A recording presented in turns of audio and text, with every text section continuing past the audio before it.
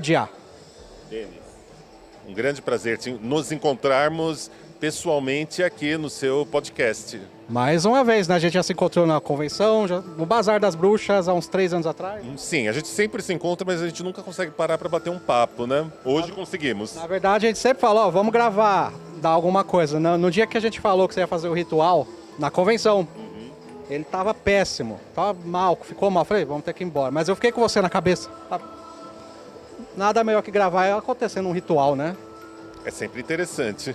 Eu conheci você não lembra de mim, mas eu conheci você, nossa, uns 10 anos atrás, um ritual que você fez lá. Não, até mais, é mais de 10 anos, mas lá na convenção você fez um ritual lá embaixo com uma caveira. Meu estandarte. A bandeira negra e a caveira ao alto da bandeira negra, né? É um dos símbolos do vampirismo, é um dos símbolos do meu círculo Strigoi. A bandeira negra representa a vastidão, a amplitude, o infinito, o espaço sideral, aquele lugar que você se joga em busca de você e de outras coisas, mas que você se joga sabendo que você tem para quem voltar depois da aventura. Porque se você só se joga sem ter para quem voltar ou para o que voltar, você se perde e se dilui. Nossa, tem gente que fala que usar caveira é do mal, hein? Ora, você está entrevistando o rei dos vampiros da dinastia Sarrasa. Bonzinho já não dá mais para ser, nem da luz, né? Mas também eu não te vejo das trevas, eu vejo uma aura boa em você. Eu agradeço. Eu penso que nós que trilhamos o caminho do sol oculto e seus infinitos raios, definitivamente eles queimam e derretem tudo aquilo que não somos nós, deixando-nos com aquilo que somos, com aquilo que portamos, com aquilo que carregamos. E isso nos livra, na verdade, de muitas coisas, Denis. Nos livra da gente achar que a gente está com aquela bola toda, nos livra de convicções exageradas, certezas absolutas, de ideias fixas. Nos deixa mais ou menos com aquilo que a gente acaba sendo, não com aquilo que a gente acha que é. Talvez seja por isso que a gente transmite uma boa aura, uma boa impressão energética, né? Quem sabe? É melhor abraçar a sombra do que ficar transmitindo luz que não é, sabe? Aquela coisa falsa, hipócrita. Que aí dá pra perceber que é uma coisa sombria, é uma luz falsa. Quando a pessoa abraça a sombra, ela se conhece, aí ela decide se ela quer ser boa ou não. É uma decisão consciente. É uma boa maneira de ver a situação, né? Eu penso que quando as pessoas dizem estarem muito na luz, elas são muito barulhentas, elas são muito ruidosas e elas não percebem que elas não estão exatamente emitindo, irradiando, transmitindo. Eu percebo que é como se elas estivessem conectadas em alguma coisa, reproduzindo um tipo de ruído, um tipo de barulho, que se a gente fosse... Bom, acho que eu posso falar abertamente aqui. Se eu sento, me concentro e fico vendo esses exageros, todo esse ruído, eu escuto um mantra ali, Denis, você sabe disso? E esse mantra é o som mais infernal, mas infernal no sentido mundano, né? Infernal, me parece que essas pessoas estão ali só dizendo o tempo inteiro eu isso, eu aquilo, eu aquele outro, eu. E tem uma piada racídica, né? Judeus lá da Europa, que eu acho ótimo, né? Que o cara morre, encontra Deus, veja bem, né? E aí Deus mostra o paraíso. Puxa, Deus, aqui é bastante silencioso, bastante claro, né? Bastante vazio, a gente não vê muita gente por aqui. É que aqui é amplo, aqui é vasto, meu filho. Mas eu parei que tem uma montanha ali com uma caverna que tem um barulho vindo. Ah, lá é o inferno, você quer ver? Ah, mas eu posso só ver sem... Não, claro, eu não vou te jogar lá. Deus leva ele até lá, abre a porta do inferno e ele ouve uma barulheira, um ruído. Você fica, nossa, o que é isso? Eles estão falando eu, em todos os idiomas, de todos os tempos, de todos os reinos. Você vomitar a luz, acaba acontecendo isso. Você fica se exaltando, se colocando em altar, né? Sim, e não é você, por mais que a pessoa diga que é, não é, ela está conectada a alguma coisa ruidosa, barulhenta, e não é ela, é ego. O ego é interessante, o ego tem que ser lapidado, trabalhado, você não tem que eliminar o ego não é o inimigo. Mas se você fica só nesse ruído, nesse barulho, nesse eu, no que eu chamo de uma espiritualidade para idiotas, que são os arrebatamentos de vaidade, E não é aquele sentido, vaidade, então não pode se arrumar, não pode não sei o quê, não pode ter o cabelo que você quer, glamour. Não, não é isso. É uma vaidade intelectual, uma vaidade besta. Eu sou único, eu sou verdadeiro, eu sou o mais real dos real. Essa vaidade intelectual ruidosa, barulhenta, besta, brega pra caramba. É brega, ficou brega, né? Aquela coisa de, eu não faria isso. Então, nossa, então eu sou melhor, né? Porque ele fez, eu jamais. Fica meio superficial. A pessoa tá querendo vender uma mácula, né? Que ela não tem. A pessoa, você falou de sombra, ele falou de uma maneira muito inteligente, muito interessante. Você evocou um autor que eu gosto muito, que é o Carl Jung, né? Possível não gostar de Jung depois de ler o livro negro dele, né? Aprecio bastante. O livro vermelho, o livro negro de Jung são maravilhosos.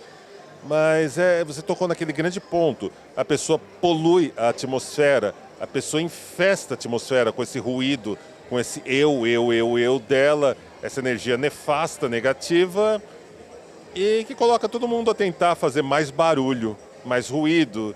E aí começa a formar aquele grupo de pessoas. Ai, como somos do bem. Ai, como estamos do único lado certo. Somos a verdade. Vocês são a verdade? Vocês estão do único lado certo? Sim, estamos. Muito bem. Vou usar minha arte da invisibilidade e desaparecer desse lugar. Eu faço isso com razoável frequência. Antigamente eu ainda queria debater, argumentar, mas não existe argumento quando o outro não quer ouvir. Você pode falar o que for, ele vai te... Quando não houver mais argumento, ele vai passar a te ofender. Entende? Quando não houver mais argumento. Então não adianta. O que você vai perder tempo, né? Exato, Denis. É uma era que a gente vive muito aquela síndrome do conteúdo fast food, do TikTok, do WhatsApp, onde pessoas pegam espiritualidade como arrebatamento da vaidade, transformam isso num commodity. Para que transformam isso num commodity? Porque isso quer dizer que eu sou mais evoluído que você e eu posso desforrar em você. Por isso que elas fazem tanto barulho, tanto ruído. Graças aos deuses, não é o caso de um público considerável que vem em eventos fantásticos, como o Bazar das Bruxas, as minhas festas, outros eventos de grandes produtores aqui do Brasil. Né? Felizmente isso não é uma métrica aqui no nosso segmento, mas é uma métrica que a gente vê ao longo das redes sociais, ao longo do setor, né? Então é um tema bastante delicado, né? Quando tornam espiritualidade um arrebatamento de vaidade e uma hellish commodity. Você sabe qual é o ponto que me dá tesão na espiritualidade vampírica, na mística vampírica? É justamente que lá a gente abraça um sentido mais original do termo espiritualidade. Espiritualidade remete aos 1600, século XVII, a chamada ciência dos santos. Era algo mais ou menos institucional no começo, ao invés de ser algo desinstitucionalizado, como nos dias de hoje. Mas basicamente a espiritualidade surge lidando com o sentimento, o abismo, o deserto, que a gente conhece como sentimento de vazio. Quando a gente percebe o espaço, o tempo interior da gente e se assusta, e não tem como não se assustar com o descortinar dessas camadas, essas dimensões, né? Os monarquistas, os padres do deserto do começo do cristianismo, iam para o deserto para experimentarem essa sensação, lidarem com o demônio do ego, da vaidade intelectual, até ficarem só com aquilo que eles carregavam e não aquilo que eles tinham. É interessante, mas você vai encontrar o místico da Índia, o Brahmani, se isolando da população no final da vida, do coletivo, para viver essa espiritualidade. Você vai encontrar esse desdobramento em muitos povos, em muitas culturas, no xamã que subia para as montanhas, no druida que se isolava na floresta, no xamã noturno, que era o vampiro do leste europeu, entre os escandinavos. Você vai encontrar essa busca para experimentar esse próprio vazio, experimentar essa própria noite, essa dimensão e ser transformado por isso. Esse é o sentido original de espiritualidade, um processo alquímico interior. E eu gosto muito disso no vampirismo. A espiritualidade, ela vem... Quando você encontra a espiritualidade, você meio que encontra a sua sombra logo de cara. Muito mais do que você vai arrotar a perfeição de ser espiritual. As pessoas acham que a espiritualidade vai trazer essa postura de Brahma ou a postura de Buda. E vai andar nas nuvens, e vai falar leve.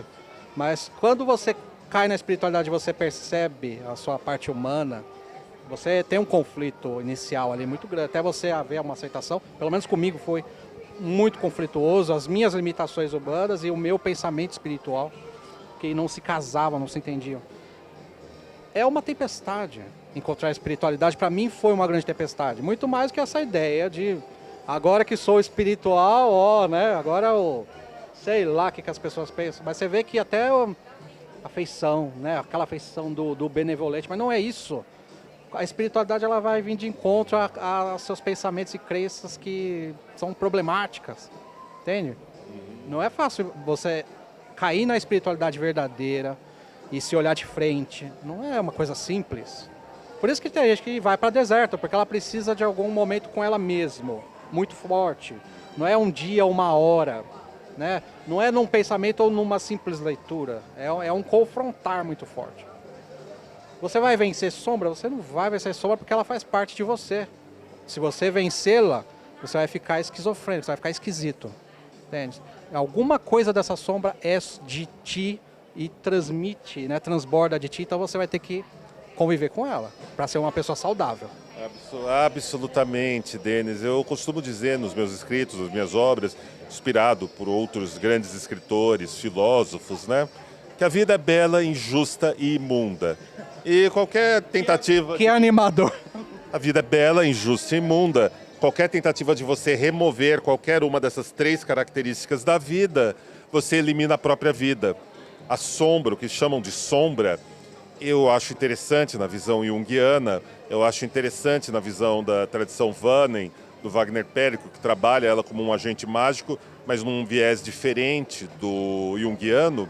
E eu acho ainda mais interessante a questão do daimon pré-homérico, né? Pré a Odisseia de Homero, pré a Ilíada, também das descrições de Homero e dos primeiros filósofos. E para minha surpresa, entre as décadas de 60 e 80, dois psicanalistas norte-americanos, o Stephen A. Diamond e o Rollo May, desenvolveram a visão do daimon na psicanálise como um agente mais interessante que a sombra, porque a sombra sempre vai te consumir na visão junguiana, a sombra sempre toma um tom negativo. E o daimon, na visão desses psicanalistas do hemisfério norte, ele é um agente que desenvolve a arte, o êxtase, a criatividade, a magia e, por que não, também a loucura.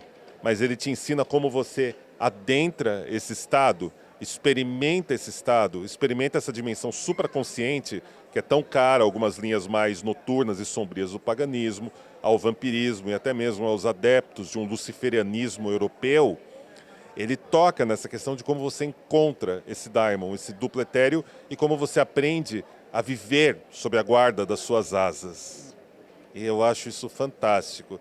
Eu desenvolvo um trabalho junto a essa questão do daimon há quase 2 décadas no Círculo Strigoi, lá na redevampírica.com, e mais recentemente eu tenho estudado manifestações semelhantes entre os povos escandinavos. Alguma das minhas fontes, alguns dos meus contatos odeiam que usem o termo nórdico para eles preferem escandinavos, sim. E eu tenho um treinamento onde eu trabalho um material de 1600, até por isso que eu puxei aquela raiz da espiritualidade, focalizado quando as runas foram codificadas na Suécia, depois de quase todo esse conteúdo ter sido perdido entre os povos escandinavos, lá nos 1600, por um polímata e antiquarista e pesquisador do rei Gustavo Adolfo II, que era o Ioannis Burials. E esse conteúdo se chamam as Adulrunas, que foram muito desenvolvidas nos escritos do professor Thomas Carlson, da Universidade de Estocolmo, fundador da Ordem do Dragão Rouge, pela banda Therion, no seu álbum Gothic Kabbalah.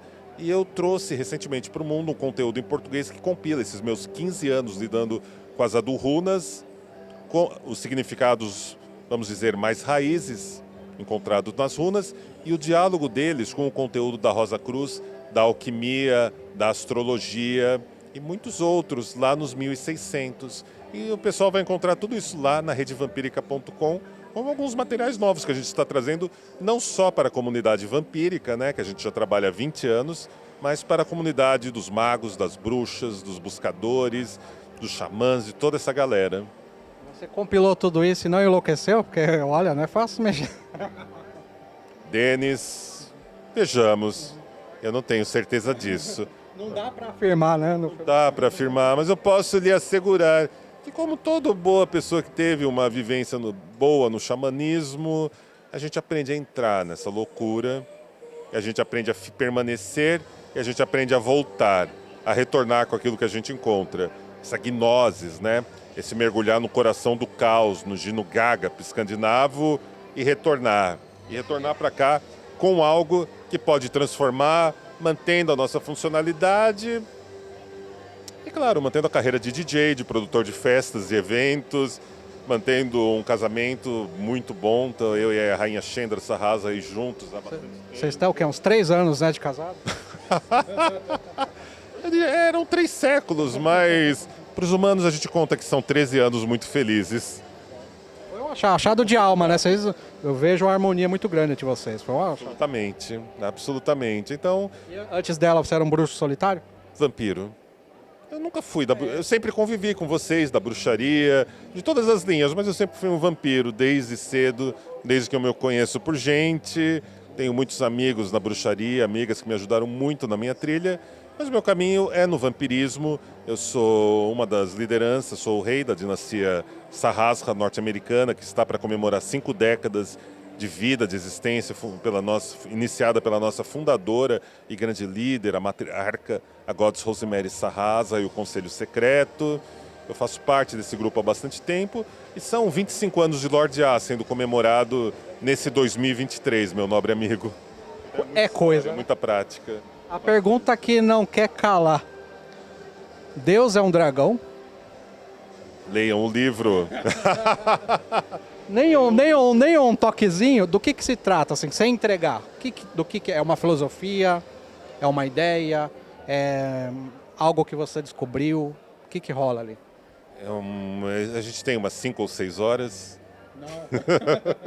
Bem, Deus é um Dragão é um livro sobre espiritualidade enquanto processo, enquanto desenvolvimento, enquanto essa lida com o sentimento de abismo do vazio, com a escuridão, com o caos e os seus moradores, né? Onde eu falo sobre a cosmovisão vampírica, eu falo sobre essa espiritualidade, essa mística, até o limiar de muitos dos meus juramentos nesse caminho, dos meus pactos, dos meus acordos e do meu aprendizado, oferecendo uma visão do que praticamos, do que somos, do que fazemos. Talvez Deus é um dragão, talvez, mas eu estou absolutamente certo que a deusa, sim, é um dragão. E talvez ela responda como Tiamat. Você consegue contar quantos livros você já escreveu? 11. 11, assim, publicados 11. Acho que são 10, na verdade, porque eu sempre perco a linha dos que estão ali, que agora a gente tem uma assessora de marketing, né, que é a Laona, que está cuidando de toda essa parte para a gente. Mas então nós temos 11 livros publicados. O primeiro deles, os mais interessantes, mais fáceis de achar, é Mistérios Vampíricos, editora Madras, 2014. A pessoa que quer conhecer o seu trabalho começa por esse ou qual que você indica para começar, assim, entrar, porta de entrada? Olha, porta de entrada, a gente sempre fala, compre o último livro. Mas, vamos lá, Mistérios Vampíricos é interessante para você entender a história, a dimensão, da onde vem o vampirismo, onde ele entra nessa chave de espiritualidade, de mística, qual a sua história nos últimos 10 séculos, como ele se organizou, se ressignificou, se reinventou e se posicionou nos últimos 50 anos. Eu penso que é bem interessante, mas é um livro, quase um tratado de história. Deus é um Dragão é uma viagem mais próxima do meu coração. A gente tem também a série Codex Strigoi, para quem daí quer se envolver com a espiritualidade, com a mística vampírica na prática e se tornar um integrante do meu Círculo Strigoi, uma discreta sociedade que está aí há quase 2 décadas.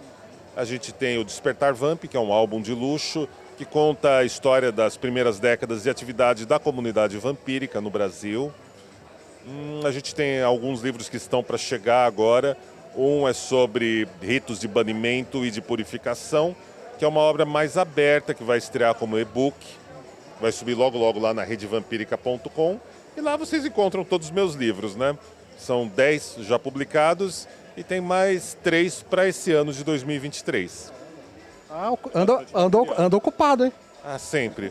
Eu leio muito, eu escrevo muito, eu produzo muito conteúdo. Eu procuro compilar aquilo que eu já vivi, que eu registro nos meus diários mágicos. Eu procuro trazer aquilo que tem de ponta, que está circulando agora no Hemisfério Norte e ainda é pouco conhecido aqui no Brasil. Quando o meu assunto desvia para os escandinavos, eu não falo só sobre runas, aquele conteúdo básico. Eu transito por muitas outras expressões de espiritualidades escandinavas, algumas até de teor mais noturno e sombrio, interessantíssimas, e procuro trazer isso aqui para a América do Sul. E não sou o único, né? Tem outros editores, outros pesquisadores aqui na América do Sul, na Espanha também, muito interessantes. Então eu tento dar força para esse coro de vozes e de alguma maneira trazer o grotesco, que é o novo, até esse se mostrar como uma verdade natural, como tantas outras vias que se difundem aqui na terra de Vera Cruz. A magia é do vampirismo? O vampirismo tem magia ou você conseguiu unir de alguma maneira? Lá na sua tradição, eles fazem rituais de magia? Então é uma coisa natural do grupo? Ou não é todo vampirismo que tem essa afinidade com magia? Não sei se você conseguiu me entender. Denis, o vampirismo é uma via de espiritualidade, de mística, que tem a sua magia, justamente por ter a sua magia, é uma tradição que a gente pode dizer uma tradição viva, né? Uma tradição pulsante, com 5 décadas ininterruptas. A gente traz no Círculo Strigoi o melhor do legado da dinastia Sahasra e o melhor do legado do aprimoramento de tudo aquilo que a gente viveu ao longo das nossas 2 décadas como Círculo Strigoi. Então tem a sua ritualística, tem a sua espiritualidade, tem a sua mística, tem as suas práticas, tem os seus resultados, os seus poderes, os seus embates e as suas ordalhas. Mas nem todos os vampiros, em outras dinastias, por exemplo, vão lidar com magia. Você saberia? Sim, claro. Cara, são 5 décadas de comunidade vampírica no hemisfério norte e 2 décadas aqui no Brasil. Ela é fundada ritualisticamente dentro de uma espiritualidade, dentro de uma mística. Sim, há um fundamento original que se diluiu, se difundiu, se inicia na dinastia Sahasra e depois vai inspirando, influenciando e gerando muitas outras casas e famílias, né? Essas casas e famílias vão se misturar com outros conteúdos, como o setianismo, do Michael Ford, vai formar uma Order of the Vampire, que está aí também quase ao mesmo tempo da Sahasra, por aí, né? Vão surgindo muitos outros grupos, né? Muitos outros agrupamentos. O que acontece na comunidade vampírica, né? Que a gente percebe, estuda de uma perspectiva antropológica, sociológica, é que a comunidade vampírica tem 2 grandes frontes. Um que a gente chama de fashionista, que aprecia o vampiro na produção cultural, numa pegada ali de tirar uma filosofia pessoal daquilo, né? Achar ali um significado próprio, que gosta das roupas, das festas, dos eventos, são muito bem acolhidos, são muito queridos por todos. E uma vertente um pouco menor numericamente, quantitativamente, que são os adeptos do que a gente chama de cosmovisão vampírica, que são os praticantes, os buscadores de uma espiritualidade, de uma mística. Então essa é a comunidade vampírica, onde ambas as vertentes convivem, e convivem muito bem. Temos espaço para os criadores, para os ateus, para os agnósticos, criarem, transmitirem os seus conteúdos, e temos também um núcleo forte, rígido e poderoso, voltado para a magia, para a espiritualidade, para a mística. Eu vi nos Estados Unidos, você deve ter visto, você pesquisa muito isso, um grupo de vampiros lá, mas eles trocavam copo de sangue, do próprio sangue. Você viu isso? De tomar copo de sangue do amiguinho, o amiguinho toma um copo de sangue do... Tá, a gente sempre vai tocar nessas histórias. Vamos lá, vamos posicionar para o pessoal que está assistindo a gente de uma forma clara, direta, simples e o que é vivido diretamente nessa comunidade. Sangue é uma alegoria, sangue é uma metáfora para a força indestrutível da vida. É muito próximo do elixir rubeus dos alquimistas, é muito próximo daquilo que é experienciado numa jornada de alquimia interior até você alcançar o chamado conjúnctio alquímico, a tintura alquímica. Se você não sabe nada do que é isso, procura o livro do Tiago Tamos Salcas, que é uma obra maravilhosa chamada Princípio e Alquimia, pela Daimon Editora. Você vai entender rapidinho o que é alquimia lá, só para a gente fechar aqui bem rápido. Então, no vampirismo, nós não temos essa história do denotativo, do pé da letra. Há muita distorção, há muita pessoa querendo chegar lá e achar que vou tomar o sangue do outro, estou praticando vampirismo. Não, não funciona assim, não é assim. Muitas Seria pessoas muito têm simples, um né? fetiche. Tem um fetiche, sabe um fetiche? Tipo o fetiche de ser, eu tenho senso crítico. Olhem como sou irreverente, olha como sou inteligentinho dentro da minha bolha social. Mas esse senso crítico, essa irreverência, esse inteligentinho, não é nada que vai além da própria bolha social, um negócio bastante tacanho, inclusive, né?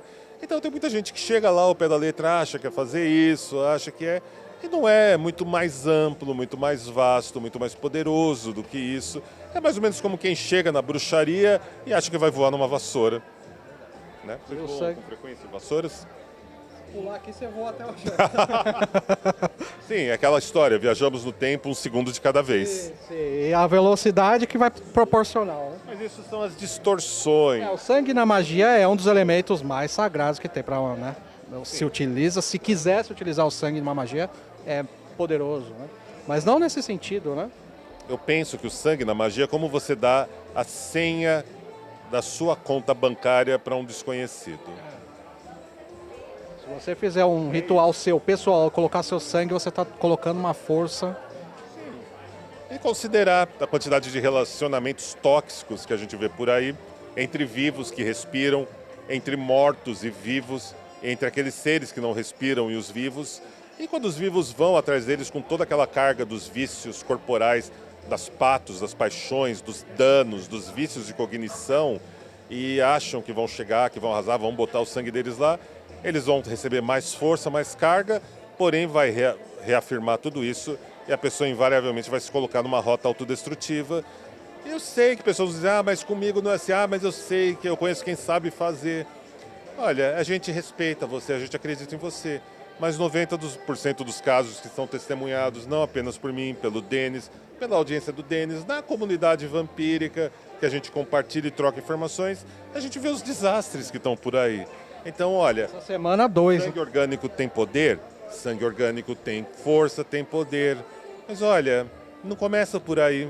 Não. Estuda, pratica, se purifique, ganhe força. É um elemento sagrado, você não vai usar de maneira arbitrária, né?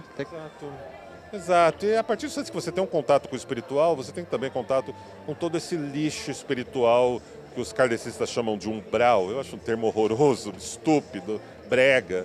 Mas há todo um lixo psíquico em volta da humanidade, até você aprender a reconhecê-lo, até você aprender a eliminar o que te conecta, tudo isso, acessar esferas mais interessantes, vai tempo e não é menos que 5, 6 anos de prática, né, Denis? Se dedicar, né? Que senão vai passar 10 anos, 20, né? 70% das pessoas fracassam, permanecem nesse nigredo alquímico e ficam lá sendo um para-raio de tudo aquilo que retransmitem. Eu quero que a pessoa seja destruída. Bum, a destruição cai em cima da pessoa. A pessoa é a culpada, a pessoa faz demanda contra mim. Não, é a própria pessoa que vai ali se destruindo. E você está retransmitindo aquilo e vai juntando aquele monte de agregadinhos, né? Que não respiram, aquelas pessoas que não são aquelas pessoas legais em volta. E a pessoa normalmente fracassa. E acaba ficando naquele nigredo deletério até se desfazer ali e se acabar ali, né? Maravilha, cara, que maravilha. Tô até me sentindo... Me elevei agora com esse papo bom. Calma, Denis, não estamos cortando cabeças para parecermos mais altos. E o que você está fazendo? Onde te encontram? Como é que tá aí seus trabalhos? Tem curso, não tem curso? Sim, olha, a gente está num ano bastante ativo. A base para me encontrar é no site redevamp.com ou redevampirica.com, instagram.com/redevamp. A gente está nos últimos dias da divulgação do Rugido das Runas, onde conversamos ao longo de 100 aulas e algumas lives que a gente vai marcando, alguns treinamentos esporádicos para os membros.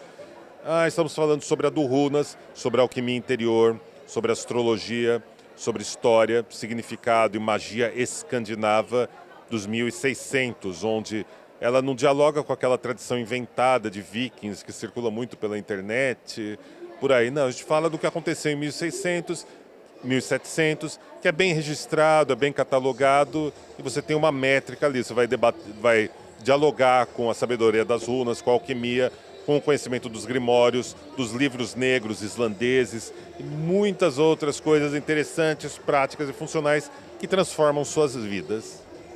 Depois das runas, a gente tem o mistério do voo noturno, que é sobre viagem astral, sonhos lúcidos e magia onírica. Tem também uma série de livros agora voltado para as operações básicas de magia, banimentos e purificação, é o primeiro, está saindo agora no mês de abril. Depois vamos ter visualização mágica e voz feiticeira. e mais alguns outros bem poderosos, bem interessantes. E temos também, né, porque a vida, não é, para mim pelo menos, não é feita só de estudo e prática. Eu acredito muito no esquecer um pouco da vida, esquecer um pouco de si, dançar, viver uma experiência transformadora. Sim, sim, mas sem sair também dessa atmosfera, que é a minha Carmila, Noite de Gala Sombria. É uma festa que acontece numa mansão com 160 anos de história, onde quando Drácula, de Bram Stoker, Carmila, de Sheridan Le Fanu, e o Vampiro, de Samuel Taylor Coleridge, eram novidade. As pessoas estavam lendo esses livros nos salões daquela mansão e falando sobre eles. Acontece na Mansão Rasbaia. É uma festa maravilhosa, com coquetel, apresentações inesquecíveis de bailarinas, ilusionistas, pessoas maravilhosas por todo o canto. Vai acontecer no sábado, 12 de agosto, e a gente está aí no final dos ingressos do lote 1 com preço promocional, também lá na redevamp.com. É uma festa que você deveria estar lá, Denis. Eu já olhei o local, a mansão, parece uma coisa de sonho. É um lugar de sonhos. Como você encontrou aqui? Foi... Eu fui encontrado. Eu fui encontrado. Tudo na minha vida, eu já superei aquela fase de não, eu encontrei, eu fiz. Não, você é encontrado, você é deslocado, tem alguém do outro lado que vai te empurrando e te conduzindo. E eu aprendi a ir sentindo esse momento, deixando esse ser conduzido, deixando ser levado. Que maravilha. Eu vi você até com uma limusine, a coisa mais linda. Tem um passeio de limusine também que a gente vai voltar esse ano. The Black Limousine Ride, que durante a noite você vai saborear vinho artesanal, chocolates artesanais, ouvir histórias sobre os lugares assombrados, de amores trágicos e misteriosos da velha São Paulo. Coisa de filme. Vai falando, a gente vai imaginando, né? Coisa maravilhosa. Sim, e no final você curte a minha discotecagem e dos DJs da Rede Vamp no Salão dos Gárgulas do Madame Underground Club. Você desembarca numa entrada secreta do Madame.